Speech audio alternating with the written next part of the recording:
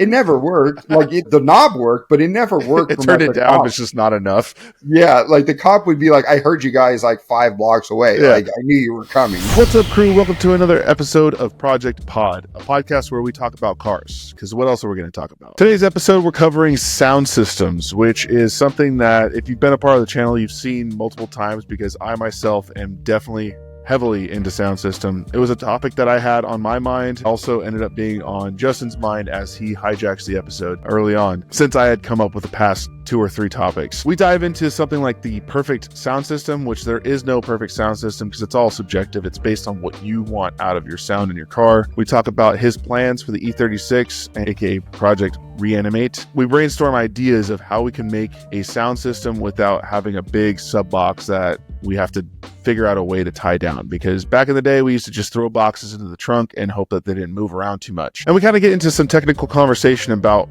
you know, the way sound systems have changed over time. So enjoy the episode and thanks for watching.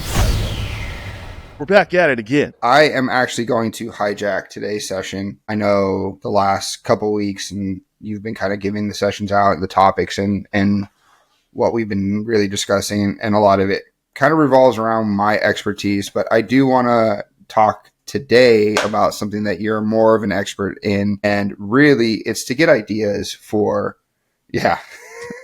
we're not experts at all in any of this shit. Asterisk expert of anything.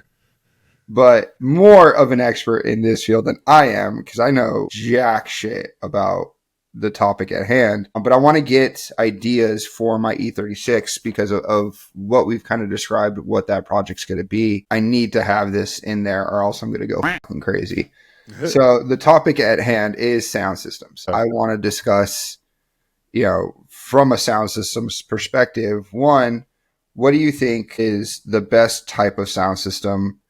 What is the sound system that you normally go with and what your favorite is? And then kind of breaking off into, like, because sound systems are such a niche part of the car culture and what's happening. I've seen so many videos. There are crazy ass setups out there of just amazing sound systems. And I don't know how they get it done to these cars. Like, do you have like 20,000 batteries? Like, you have like a Tesla battery underneath your car and you're running this shit. Like, I don't know how you achieve that level of sound system without absolutely just draining your battery all the time. Soon as you turn it on, right? Yeah. So, well, you know what? I'm going to hijack your hijack because, like you said, I'm an expert at this. And obviously, being the person who started Project Pod initially, I have that on my list. And I think there's a way for us to dance around what you just described of what we're going to do while also kind of diving in the way that I want to dive in, because so many thoughts are already running through my head and I'm probably forgetting 90% of them. But number one, you asked, what's the perfect sound system? And the answer to that is it's very, very, very subjective. And the way I was thinking about this conversation between us is we have actually a very, very polar opposite idea of what the perfect sound system is. And that's where that subjectiveness comes.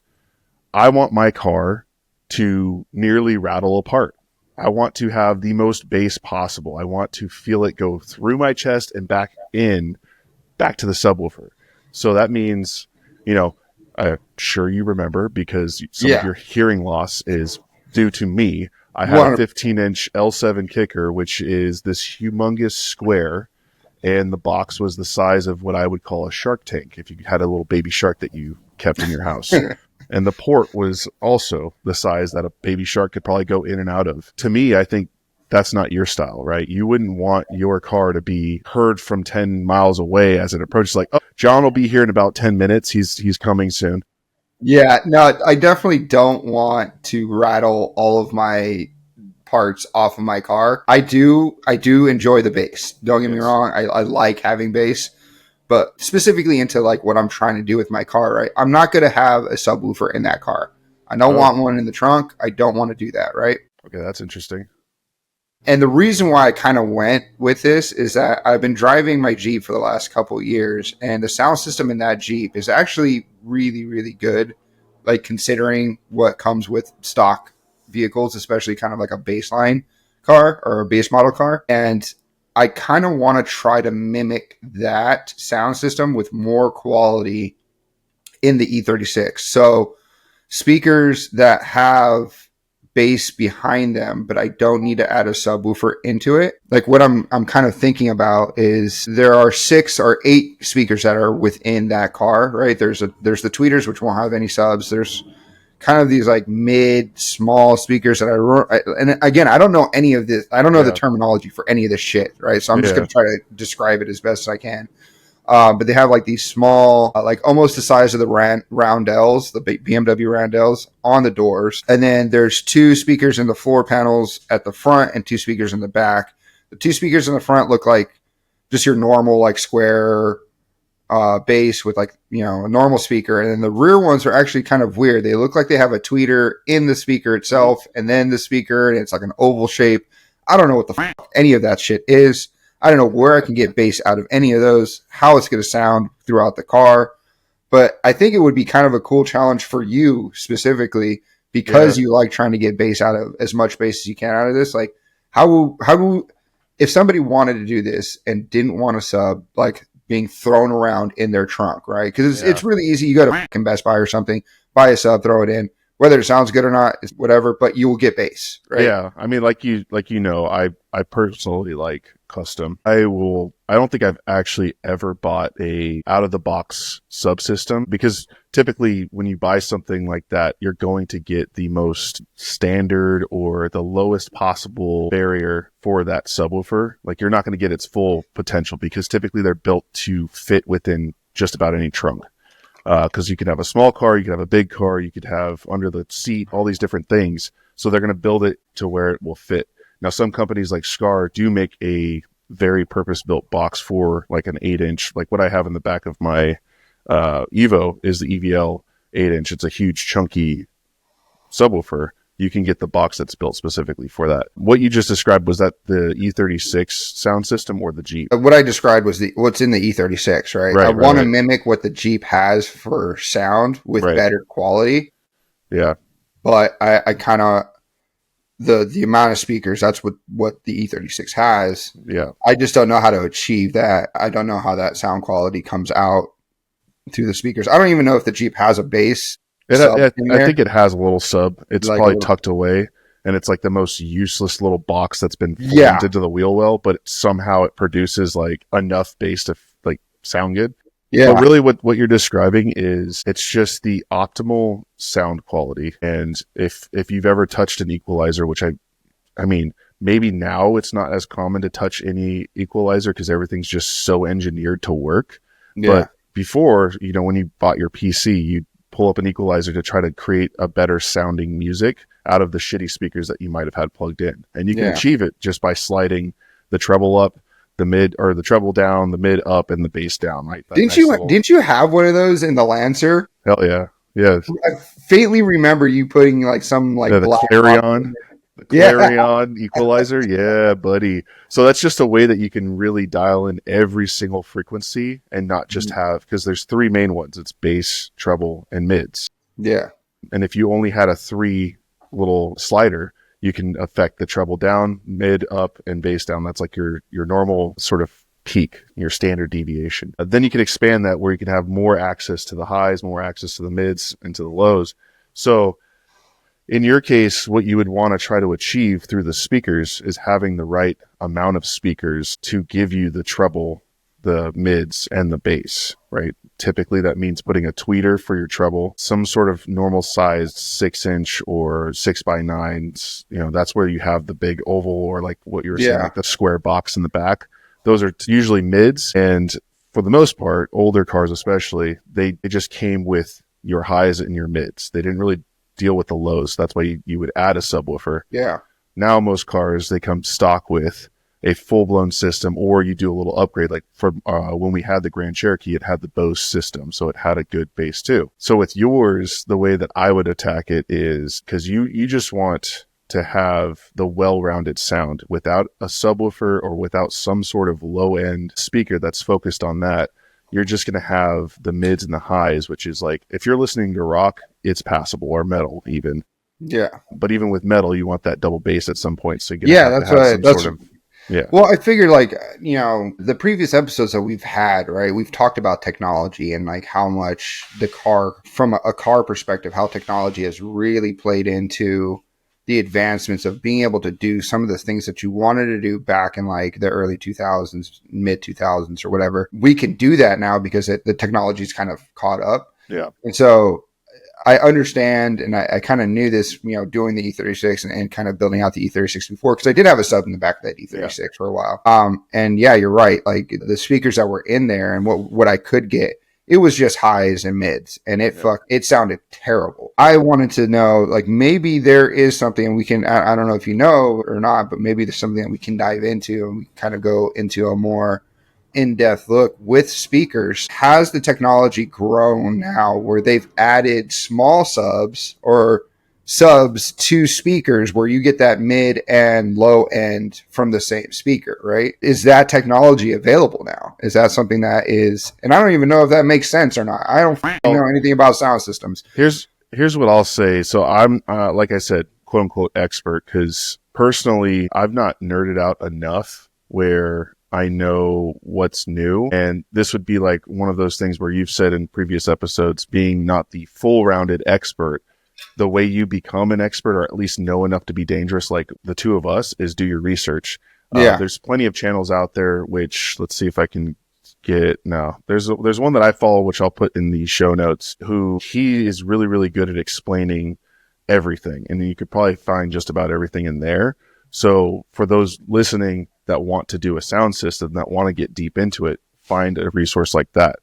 But backing up a little bit, back in the day, and we say back in the day because we're 30 plus years old, we'll just leave it at that. 30 plus. We're getting closer to that 40. We are allowed to say back in the day because we're old. When you got a sound system and you wanted to achieve a certain sound, you bought the size sub for that specific sound. And just like wheels, I said this in a previous build episode when I put my TEs on, you sort of had, you had three options of wheels. It was like 17, 18, or 19. Anything smaller than that or bigger than that just wasn't really practical unless it was the car. For subwoofers, back in the day, we're speaking, it was 8, 10, or 12. Anything bigger than 12 is just unnecessary, but fun. Anything smaller than 8, you're not going to get anything out of it. Now, with that said, 8s back in the day, you couldn't really use more than if you were just listening to rock and metal. If you wanted a little bit more bass out of just about everything, you get a 10. And then if you really wanted to listen to hip hop, rap, you wanted your stuff to rattle a tiny bit, you get a 12. Those were your parameters. You were stuck within those boxes. If you couldn't you really couldn't venture outside of that. Like if you wanted to listen to hip hop, but you can only afford the 8-inch sub, you weren't going to get the bass. Like even now with the 8-inch sub that I have, it's still slightly limited, but this is where I'm going with what I'm saying is now today you can buy a smaller sub and achieve enough bass to feel good about it. Like I want to upgrade my Evo sub because it's not enough. Just like in my truck, I have a 10. Mm-hmm. It's not enough for what I want to listen to. But if you want a well-rounded system like yourself, then where I would go with the E36 is probably just upgrading the speakers, refreshing them, because technology, like you said, is always getting better and better and better. So we'll do tweeters up in the pillars. We'll do a good either 6x9 or even just like a 6-inch, 4-inch speaker might even be fine down in the doors or in the kick panels, wherever they're situated. I forget. They're in the kick panels, right? Yeah, they're in the kick. So the tweeter and that other like in between a tweeter and that 6-inch, like a little tiny thing. Yeah. So the tweeter is like pretty small, but then they have like that Randell like size speaker. Yeah. Those two are on the door panels, right? They're Yeah. pretty much like right there, right next to your like knee. The other two are down in the kick panels, and then the last two are on the like rear deck. I guess you would call it. And those are in boxes, right? So the stock ones, they're in boxes, but when you take that box, I did upgrade my sound system, and by upgrading, I mean I went to the yard and I pulled speakers, a bunch of fucking speakers, And we were just looking for cars that didn't have stock speakers in them, and we were like measuring the size of the speakers, make sure it fit into the E36. Yep. And whatever speaker I could find that looked aftermarket, we pulled. And then I just put them in and like just kept changing them out until I got the sound quality that I wanted. And it costed me, no joke, cost me $60 for like, I don't know, 35, 40 speakers. Jeez. Awesome. And I just kind of went through a bunch of speakers until I got to the sound quality that I wanted. But on that experimented, that's cool. Yeah. That rear deck, basically, they came in like these boxes, right? Yeah. And when I took the box out, because I got the oval ones, I found a bunch of oval ones over there, and it seemed like it was going to fit, and they do fit. I can confirm that they do fit. They'll just fit on that. But when I took that box out, it was like a regular speaker and another tweeter. Yeah. It wasn't the oval shape. And I kind of opened the box up. Like I cut it open to be like, what's in here? Why are these so fucking big? Like taking up so much space. And it's just padding in there. There's nothing in there. So I think there might be some type of subwoofer, or maybe those were the subwoofers. It wasn't the subwoofer. There. Yeah, it was their attempt to make a low for those back speakers, but it's only so the padding, I believe, is to help with resonance because plastic is not. Like, I think I have those boxes in the back of the E36 that I have. And usually when you put padding in like a sub box, it's to mimic a bigger box. So you can build a smaller box, put padding in it, and then it makes the sub react as if it's in a bigger box. Because typically you want to go as big as you can with the sub that you have to maximize what its capability is. So they probably built these big boxes. One, they added the padding to make it seem bigger. And then two, probably to help with any nasty sound you might get from plastic being reverberated. Yeah.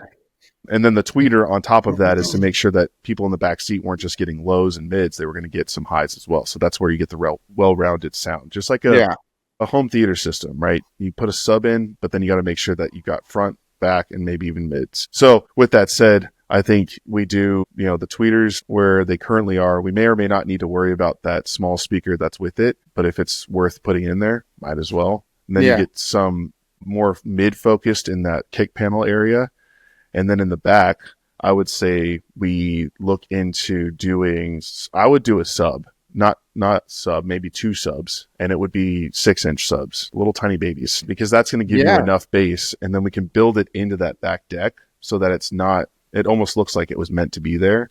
And the box would just be underneath, but out of the way from vision when you open up the trunk. And it won't be impeding on any of the stuff that you might want to put in there, which I don't know what you're going to put in the back of the E36, but you'll have the space. Roll cage. That's what's happening. Like, there you go. So that's, I think, kind of what you described there. If we can do it that way, and the 2 front seats kind of get that sound quality, I am totally open to having those 6-inch subs back there. Yep. When I said I don't want a sub, I don't want a box in my trunk. Cutting that out. That's going to stay right here in the episode. Welcome to Prjct.Garage, where we do things jerry-rigged and things fall apart. Half fast, super jerry-rigged. And we have to pivot. Yeah. No, I'm not opposed to having subs in the car. I just don't want a box rolling around in the back, right? Yeah. Those days for me are kind of over. Yeah. And really, from a performance standpoint, like we tried to lock down in boxes before. We did it on my Eclipse. It worked all right for a little while, but it just rips out, right? It's just so heavy. If I remember, I'll do a quick short of how my box is currently put in on the Evo. It's not good. My box has fallen 3 times. And it's beat up already. And basically, before it was only attached on one side, and then there was a stopper on the other. Yeah. This one kind of fell out because it had a small screw in it, and it slid, and then it flew past the stopper. And then I finally screwed both of them in, but it's still kind of wiggly. Like, I haven't taken the time to do like a full trunk setup. Yeah. But that's like, to me, what you're describing is you just want a secured. If you do a sub, it needs to be secured and small, because the other route that we can go, speaking of technology, right? When you wanted to have big bass, you tried to find the biggest, chunkiest speaker possible. If you didn't really care too much about bass, you can kind of get a smaller magnet in the back, and that gives you a little bit more space. But there wasn't much for flat or low profile subs. Now the technology has gotten good enough where the box in my truck is 4 inches deep and the subwoofer is 10 inches. Yeah. And I mean, you've been in the truck. It's good enough bass. Like it's not rattling anybody's China cabinets down the street, but it's giving you if it's not on, you can tell. If it's on, you can hear the well-rounded sound in that car. And that's not even the lowest profile. Like I think it's 3¼ inches in depth, total depth of that subwoofer, or mounting depth. So we could go that route too with yours, where maybe if you want something to look kind of cool, maybe, cut a hole out of the MCA and then have the subwoofer centered and then have the box like just right there in the middle. Somehow you ended up muted. How did you mute yourself? What the All right. I'm back. All right. That's weird. This is not going well for my setup. I need to figure this shit out. Hey, it's all right. No, I muted myself because the airplane is coming by. I need to close this window. I keep forgetting to do that. But it wouldn't unclick to unmute, and I thought I was. Anyway, I think that would be really cool. The only fear that I have, because I know how much subs rattle, even the smallest one. MCA. The MCA panels are they're flimsy as hell. Yeah, we can reinforce it. Yeah, we're just going to dynamite the entire back. No, dude, actually, if we do it right, we can build the box as the back support of the MCA so that, it's flush to the box itself. And then there's supports that go down to the not the frame, but the body of the car and bolted down, so that it's not hanging off the MCA, but at least it's attached to it, so it's not going to rattle that piece. Yeah. We'll have to solve for the seat part that's sort of covering the fuel tanks. Out. Well, those things are going to get cut up for the roll cage. With the inclusion of the roll cage, right? Yeah. And I'm really, really excited about that. I also want to make it where if there is a problem with the sub, or there is a problem with the sound system, or I don't like the sub and I need to replace it, I need to be able to get to it. And having that, the way I kind of envisioned, and I was good at that rear deck, right? Because that's the problem child to get to stuff. I was envisioning just cutting out the bottom end of that rear deck and allowing the support to kind of sit there, so that vanity piece that goes over will still stay there. And it looks like it's stock, but underneath, through the trunk, I can get to whatever wiring or whatever I need to. I can take the speakers out if I need to, any of that kind of stuff. And so it's more readily accessible that way. But with the two, I kind of really like those 2 6-inch subs that you're talking about, and kind of putting that in instead of having the whatever other speakers that we're going to have. And kind of doing it in a way where those 2 front seats will get everything, because I really don't. Nobody's just sitting in the back. There's a roll cage. If you're sitting in the back, we have other problems. I'm not worried about you hearing sound correctly. I'm worried about why I have a person in my roll cage. So why are you there? Yeah, that's not a seat. Yep. Yeah, no, I think we should go that route. And I mean, I just looked it up. 6.5 inch is sort of like the smallest sub that you can get. Scar has one. A lot of people like to talk crap about Scar, but my 8 inch has been pretty good. And then Kicker has a couple 6.5 inch or 6.75. And I think we keep it firing upward, just like the stock speakers. Yeah. That will likely reduce and or avoid any rattle of the MCA panels, because the rattle happens mostly wherever the subs are pointed. So that's why when you reverse fire a sub into the trunk, you get that so you would typically face the sub towards the cabin, but sometimes that can be a problem because it's going to hit body and the seats. So you kind of have sound deadening, which reduces your bass. But if we were to fire it upwards and make sure that there's the opening where the original speaker was, then you're going to get sort of this bounce off effect from the rear window, which should be good. We can test it and see what happens. It'd be some nice content. Be don't fire subs at your rear window, because you will shatter. Yes, I am looking forward to that. No, that's going to be cool. I think that's good plans for your E36. And I guess to sort of peel off into the plans that I have, because I'm not done. I don't know if you know this, but I'm never done with subwoofers. I'm surprised you've unsatisfied. had the subs you've had for this long already. Right? 'Cause you should be. My truck like, should have had 2 more systems. Yeah, you're like 6 months overdue for your third change. Yep. Basically, that is 100% true. So I've been lightly satisfied with the truck. It has a 10-inch L7T kicker, which is their low profile, and it sounds okay, but I think I learned some things in doing the Evo sub box that I wish I knew for that one, which is using the thinner MDF is okay. It works. It's fine. I think people are worried about flex or not having such a rigid wall. And that box in the truck has 3/4 inch wood, which is huge, heavy. And I'm going to go down to a 1/2 inch, which is going to give me a bunch of volume on the walls because I'm losing a 1/2 inch. The thing is 4 inches in depth, but it's 60 inches wide. Oh, Jesus. It's a massive box back there. It's the entire back seat because I needed to maximize space. Now, if I go to 1/2 inch wood, I don't have to build as big of a box, but I have room for volume if I want to do a 12. So that's the next step, which I've mentioned before, is I'm going to do a 12-inch L7T, their low profile 12. And I'm kind of going away from my typical, which is I may not port it, which that's blasphemy for me. Porting your box is always going to give you a deeper, more heavy bass, especially if you like to listen to hip hop. A sealed box is always going to give you a punchier bass, and it's technically supposed to make your sub perform better, I guess. So I'm going to test the sealed and put it in. If it's good, I'll leave it. If I hate it, I'm going to rip it out like I did to. I mean, technically, the truck has had 2 systems. It's just the first system failed quickly. I was like, nope. Yeah. So truck is going to get a 12 as soon as possible, and this channel's had too many sound system videos, but we're going to have more.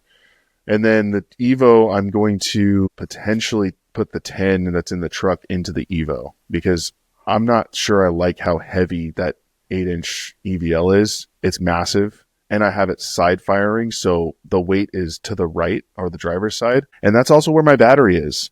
So I have a lot of extra weight in the back right now for no reason. Yeah, that's you're fucking up your. Yeah, I'm not taking it to the track. Yeah, I'm not tracking it right now, and I don't know when I'll ever do that. But when I do, I don't want to have to rip my sub box out. So I think I'm going to do a really cool box with a low profile in the center so that when you open it up, the sub is right there in the middle. I think I'm going to slide the battery from where it is like furthest back corner of the trunk. I'm going to move it to right next to the sub and then potentially offset the weight with the amp on the other side a little bit. So that'll be cool. At some point, I'm going to get an anti-gravity battery for the Evo 2. People have said not to do it, but I'm like, the reasons you gave me, I don't fully understand, so don't care. I don't understand it, so I'm going to take it as an insult. Do this. But anti-gravity is an awesome battery because it's like basically weightless. The one I have for the E36, you can literally juggle it with another one. It's that light. Yeah. It's insane. But it has crank power. So that's the Evo goal, is to move up to a 10, reduce the size of the sub, but also make that trunk look badass. Because this one's the show car. Yeah. No, that's the nice boy. That's the car. You gotta make sure you're enjoying driving that one in a different enjoyment, right? Yes. Like I'm cruising around and I can romp on people if I want to, but I'm gonna listen to this sub real quick and blow out my ears. Yeah, and that's the other thing too. Is luckily I already own this 10-inch. I'm gonna put it in the Evo. If it's not loud enough, it'll get bigger. We're just going to get bigger. Yeah. And it'll keep getting bigger. Yeah. It might end up being a 15 again. You mentioned something that I think a lot of people get confused about when trying to develop their own sound system or put their own sound system in, and that's amps. I remember having like 3 of those bitches in my car for like no real apparent reason. I actually remember this. Why? Yeah. One's a Marine amp, and I'm like, what the fuck? Yeah. But when you're picking out an amp for your sub, right, or your speakers or whatever, like, should you have 2 separate amps, one for your speakers, one for your sub, or should you just go one amp straight to the sub, allow your whatever you have in your car. I don't even know if cars internally have the amps or why we would want those amps to the speakers, but we did that for my car, and I didn't really understand, but I fucking did it anyway because you said we should do it, and I was like, cool, let's do it. I might have said that, yeah. Yeah, and so I was like, all right. So I actually still have both amps. They're both still sitting in the back of the E36.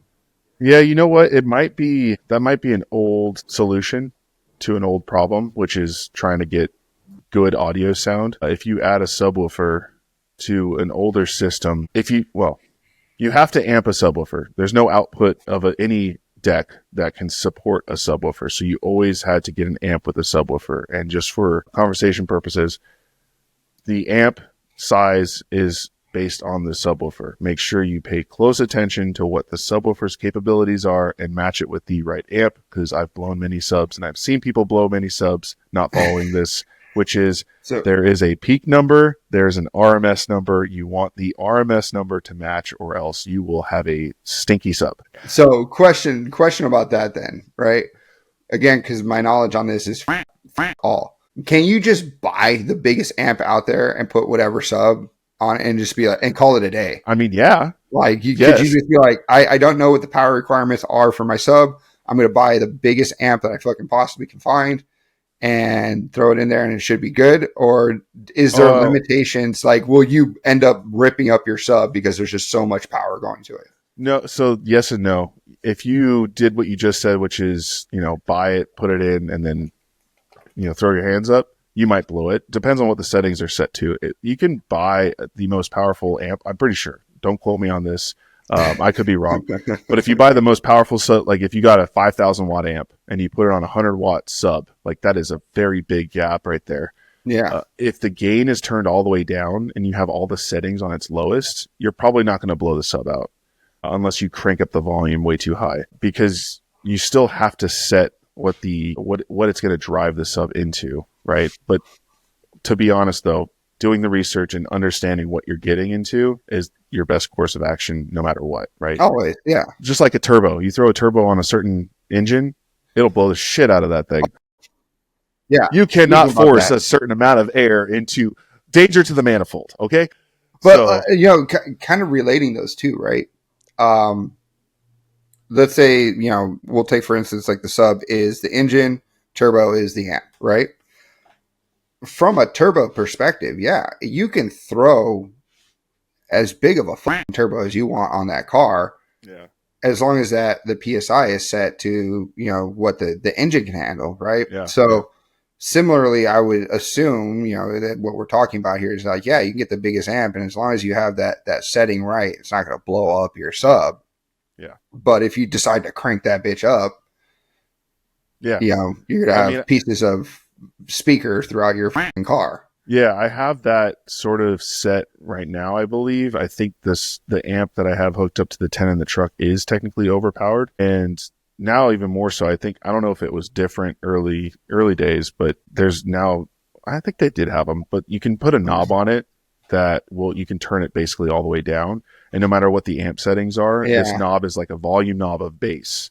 So you can kind of, Yeah, I remember you having that in the Lancer too. Yeah.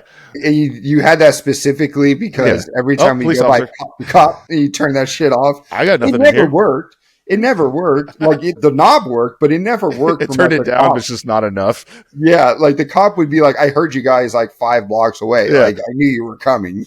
Or he's like, you also have a really loud exhaust. So I'm going to get you for that. Yeah. So to go back to the original question, do you need multiple amps for your sound system? I think the answer is yes and no, just like anything else.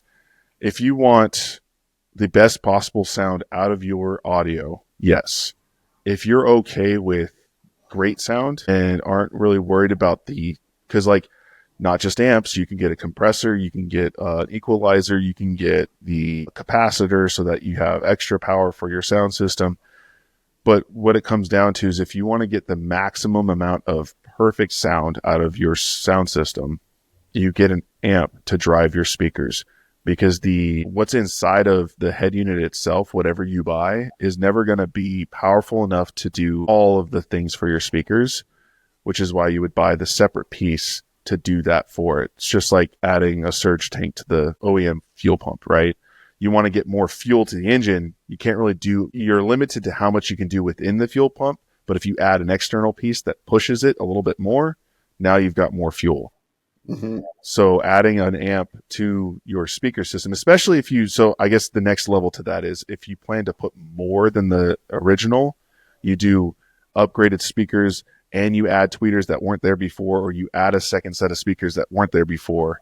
Now you need a channel to, like, if you want to go from 4 speakers to 6 speakers, you want a 6-channel amp so that you have individual power going to those speakers. So you're not wasting a bunch of power elsewhere. But I don't believe you'd ever need to go beyond 2 amps. I mean, you can get really wild. I don't know. You said 3. I don't know what that third amp was doing. Yeah, I remember. Maybe it wasn't installed. Oh, you know what? No, it might have been that, because like you said, it's not like we went to Pep Boys and bought all this stuff. You probably salvaged them.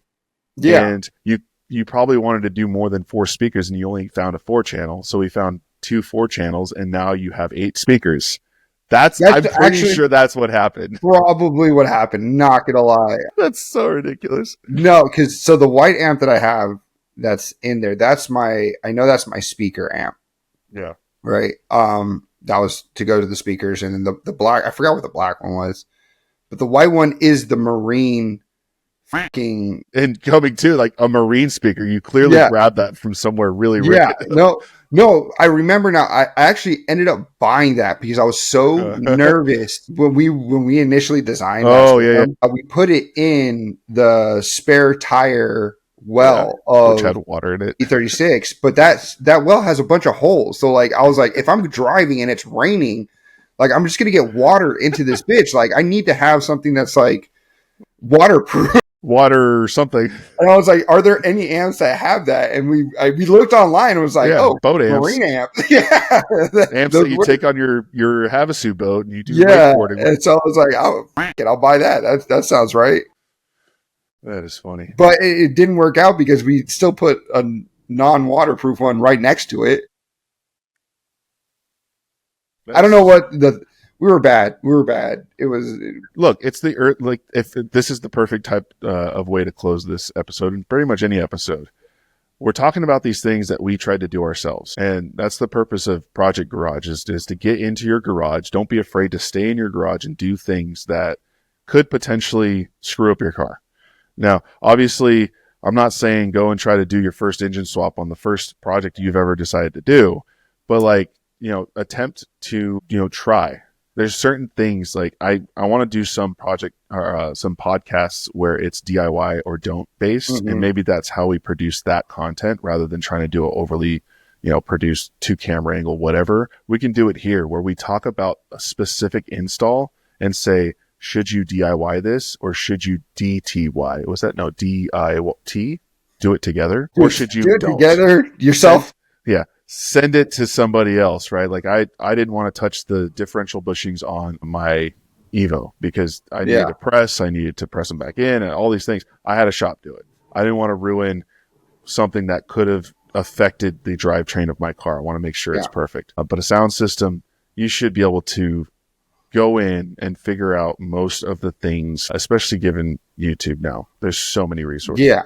Yeah, and again, we kind of bring the subject up a lot with these podcasts, but technology has made it so easy to really learn whatever you need to learn to attempt to do something, and you have that information there. And even when you mess up, let's say you do mess up something, right? You attempt something, you mess up something. Somebody has documented and recorded that exact same mess up. And how to fix it. So you can just keep going down the line until you get a working vehicle. And to the point with sound systems don't affect the vehicle driving. I mean, you might not want to drive it because there's no music, but I have a brother that has been driving his Jeep around for the last 4 years, and he puts headphones on because his sound system doesn't work. Like, so fucking, there's ways around it, but the trying aspect, and that's, I think, our major selling point within Prjct Garage is just to inspire people to send it, right? Yeah. Like I'm gonna do it anyway. You'll get frustrated. It's gonna be hard. You're gonna have to look up the same information you thought you knew 10,000 times, and it still might not work. my E36 doesn't run because the number of things that I've researched on wiring still hasn't gotten me the answer for some reason. Yeah. But I still want to try. Like I'm definitely close to giving up, but I might chuck this bitch. Yeah. LS swap kit. Here we come.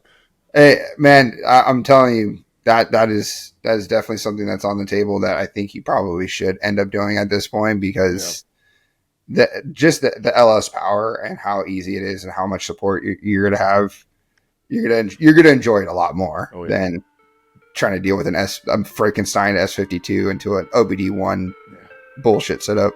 Yeah. Yep. That's it. All right, that's it for this episode. I hope you enjoyed it. I hope you found something that was interesting to you. And if you're new, consider joining the crew. Hit the subscribe button. By doing so, you're going to be entered to win our first giveaway, which is going to be a set of Icon wrenches from Harbor Freight.